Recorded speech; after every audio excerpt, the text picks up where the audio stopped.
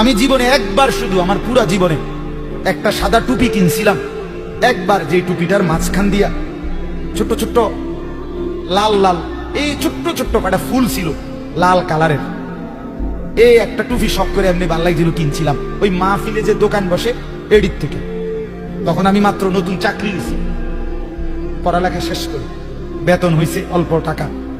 বাড়িতে গেছি, আমার আব্বা এটা দেখছে, দেখে বিকাল বেলা আমার মারে কইতেছে, হেতে যে চাকরি হয়েছে পয়সা হয়েছে বুঝুন। মারে বলছে, মায়ে কয় না কি হয়েছে, টুপি দেখছো না, টুপি দেখো না, রঙ্গিলা টুপি কিনছে, বুঝাই তো যায় ভূতের বেতন হয়েছে, চাকরি হয়েছে। রাত্রে আসার পরে মা, আমি বাহিরের থেকে আসছি, আরে মা আমারে বলছে, ভূত তোর আব্বা মনে হয় টুপিটা পছন্দ করে না, সারা জীবন তোরে সাদা টুপি পরাইছে, তুই কিনলে গায়ে লাল ফুলওয়ালা টুপিটা কিনলে। এই যে খুলে রাখছি, আর কোনোদিন পরিনি।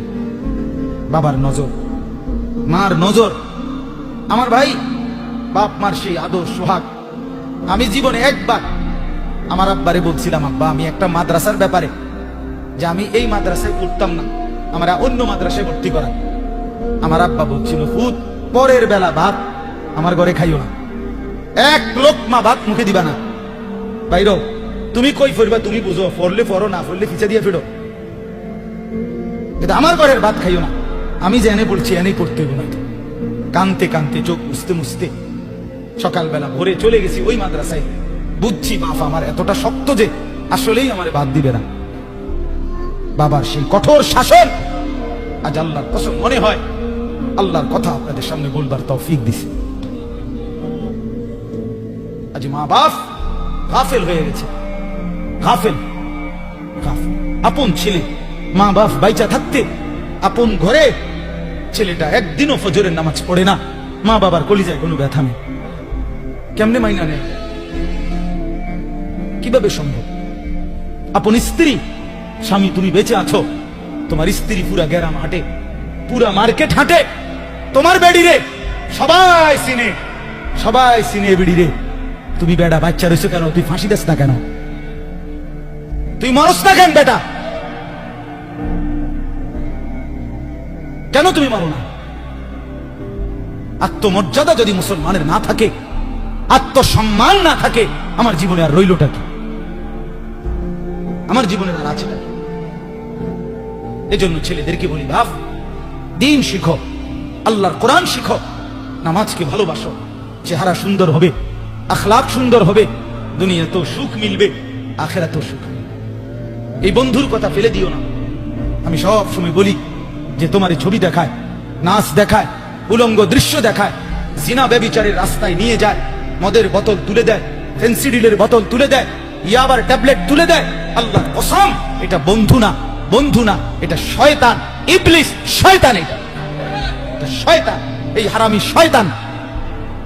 যেই মেয়ে তোমার বিবাহ বহির্ভূত, যেই মেয়ের সাথে প্রেম করো, এই মেয়ে মেয়ে না, এটা সরাসরি ইবলিস, এটা শয়তান, এটা তোমারে ভালো করবে না।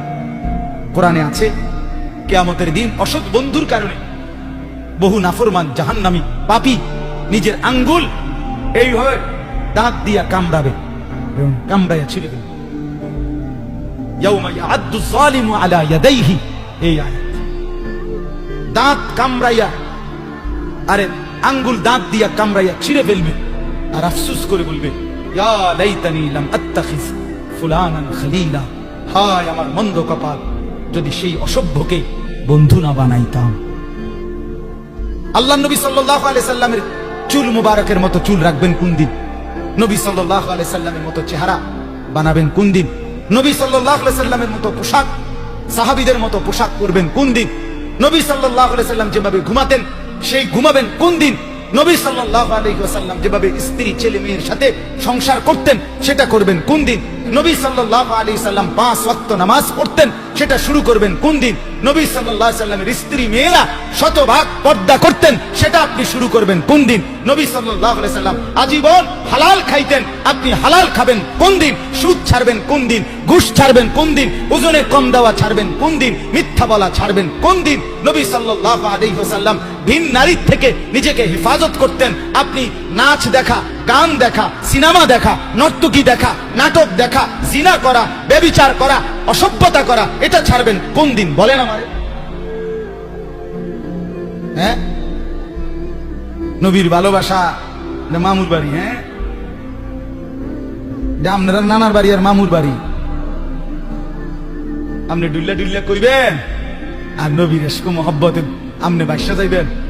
চেহারায়, সুরতে, আমলে, আখলাকে জিন্দেগির কোথাও রাসূলুল্লাহ সাহাবীদের তরিকা থাকবে না।